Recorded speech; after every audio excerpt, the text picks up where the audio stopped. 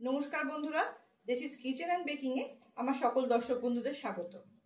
আমার আজকের রেসিপি আলু ডিমের চোখা।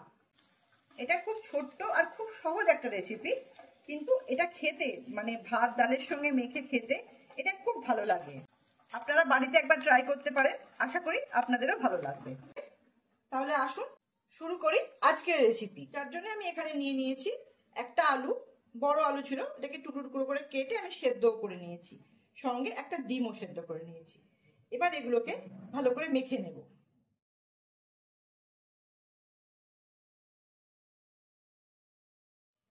এটা পুরো মসৃণ করে মাখিনি, অল্প অল্প করে মেখে রেখেছি। কড়াইয়ে দিয়ে দিচ্ছি 1 চামচ সর্ষের তেল।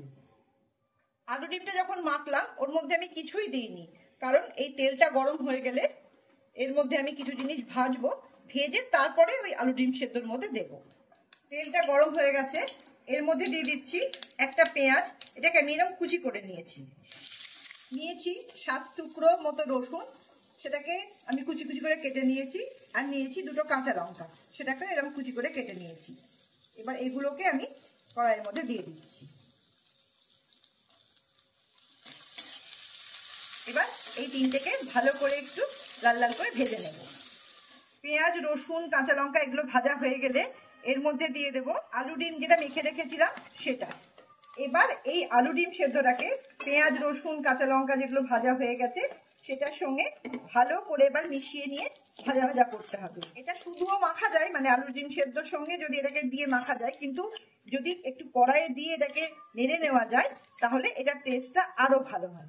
আমি এখানে 1/2 চামচ মতো নুন দিলাম, আপনাদের যেরকম প্রয়োজন হবে সেরকম আপনারা দেবেন। এবার সমস্তগুলোকে ভালো করে মিশিয়ে একটু ভাজা ভাজা করে নিলে রেডি হয়ে যাবে আলু ডিম সেদ্ধর চোখা।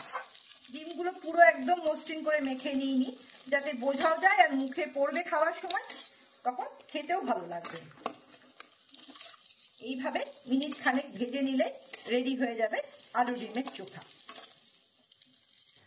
বন্ধুরা, যদি ভিডিওটা ভালো লাগে একটা লাইক দেবেন, আর যদি আমার চ্যানেলটা এখনও পর্যন্ত সাবস্ক্রাইব করা না থাকে তাহলে পাশে থাকা বেল আইকনটি প্রেস করে সাবস্ক্রাইব করে দেবেন, যাতে আমার পরবর্তী যে কোনো ভিডিও আমি আপলোড করি তার প্রথম নোটিফিকেশান আপনার কাছে পৌঁছে যায়।